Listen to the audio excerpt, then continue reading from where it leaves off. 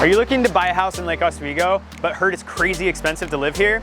Well, not only do we not have money for umbrellas apparently today, but we are going to take you along for the remainder of the day in the rain, outlining all of the different costs that are associated with living here in beautiful Lake Oswego. So included in the video today, we are going to be covering the cost of food, whether that's restaurants, lunch options, or groceries, recreational activities such as the country club, using the lake. We're also looking at fuel costs, of course, and then finally, but most importantly, the cost of housing and utilities. All right, so first stop on the comparison of cost of living in Lake Oswego, we're going to Whole Foods.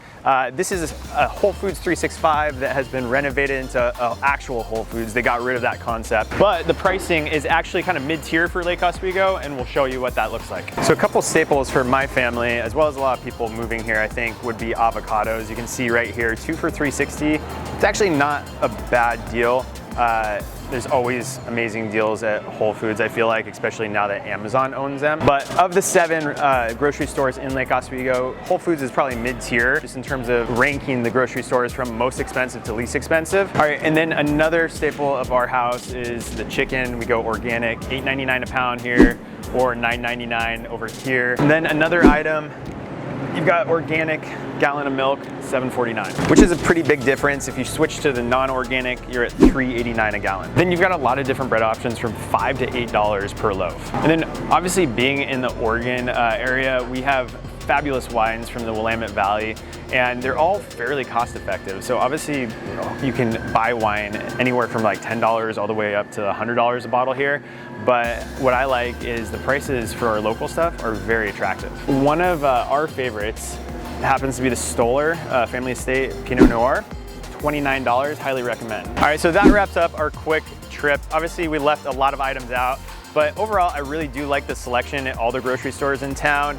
Though we find we're usually going to the Whole Foods because it's the most cost effective. I think they have the best selection. All right, so we just picked up a couple of burritos from La Marquesa right here. One of my favorite burrito spots in all of Lake Oswego. Now, average burritos have really gone up over the last, I would say, a couple years. For a typical one, you're gonna spend $9 to $10. We spent $12.50 on El Jefe burrito. Highly recommend if you have the chance to check them out. Now, another important aspect of cost of living is recreation.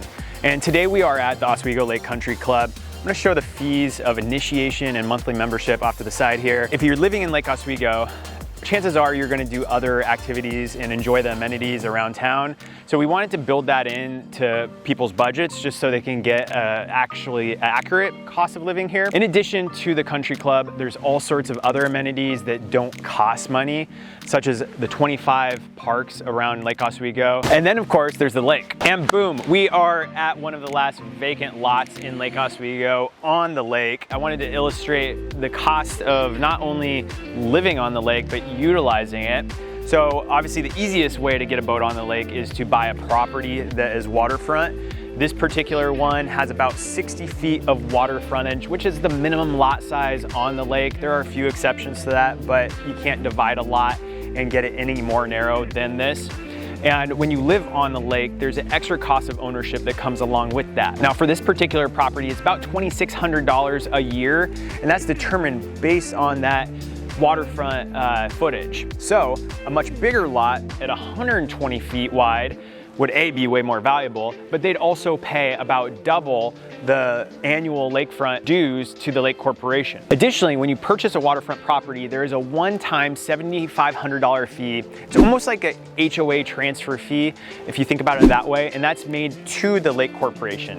Now, if you move laterally from one lake house to another, you're not gonna have to repay that in unless you move off the lake for an extended period of time and then move back on to the lake. I will say though, there are some cost benefits to living waterfront. Most of the properties on the lake have grandfathered in water rights, where you can actually irrigate from the lake and use that to offset your water bill for irrigation purposes. Now, the other method of utilizing the lake is, of course, getting access through one of the easements. This is if you buy in one of the neighborhoods surrounding the lake. Many of those have deeded property rights to one of these easements. Each easement has its own set of initiation fees and annual usage fees depending on how you are utilizing it.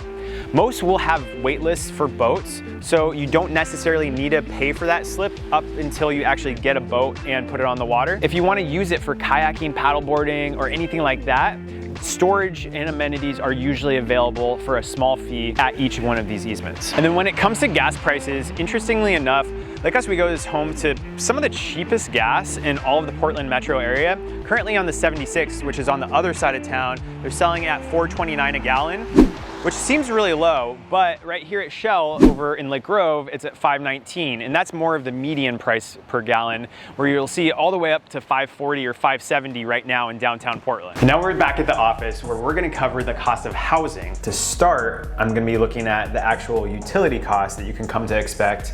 And to do this, I'm actually just sharing the utility costs I incur on a monthly basis. Quick caveat, as we're going into this, I use probably, I would say, above average on most of the utilities, just the stage my family's at and the house we're in. So we're in approximately 3,600 square feet on a quarter acre-ish lot, so fairly average. And don't be too critical as we go through the numbers. I'm gonna start out today by looking at natural gas, which is actually something a lot of people from, like, even if you live in downtown San Francisco, you're not gonna expect to pay, but it's a fairly cost-effective and efficient way to heat your house, definitely the most common up here in Lake Oswego. And I'm pulling up my average therms per day, bumps up quite a bit going into the winter, as you'd expect, for heating, and then goes down to almost next to nothing in the summer months. So how that translates to my actual average cost, you'll see over the span of the last year, I've spent about $1,372. That's a little over $100 a month on average for natural gas. And then switching over to definitely the most common and sometimes the most surprising, because many people from California are paying, in my best estimate, probably 3 to 4 times this much potentially for electricity usage. But going down by costs, it's broken down by month here on PG&E. You can see that my bills range from anywhere from like $160 a month all the way up to about $300 per month. And if I compare my house to most, you can see I use a little bit more electricity. I would probably equate that to having 2 electric cars though. So I don't actually spend anything on gas, so it does offset. But yeah, you can see it kind of spikes up. It's very seasonal, usually because of the AC. And this year in particular, we were actually running the AC all the way up through just about middle of this month, which is October. And then going on to the next bill, which Lake Oswego is known for being a little bit high on, is the water bill. I pulled up my history and you can see it's all pretty consistent at about $150 a month.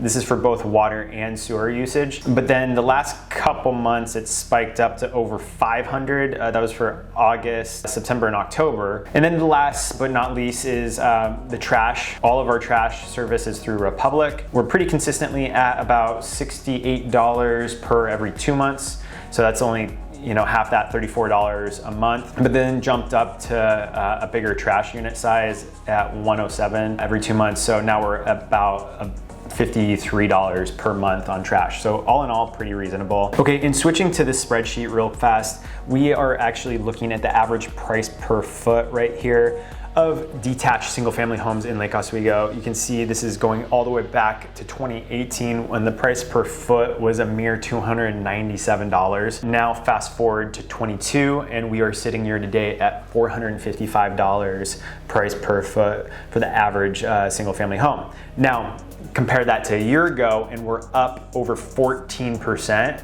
And in 21, we also experienced 19% appreciation. So there's been a massive push up in the market, as everyone's seen nationwide, from 2020 all the way to 2022. Now, of course, with the rampant inflation and rising interest rates, the market is in a bit of a flux right now. If you look, we're actually trending from our seller's market to a buyer's market right here on the latest market action index for Lake Oswego. And you'll see the median current list price in Lake Oswego is $1,895. That's much higher than what I would describe as affordable for most people in the Portland metro area.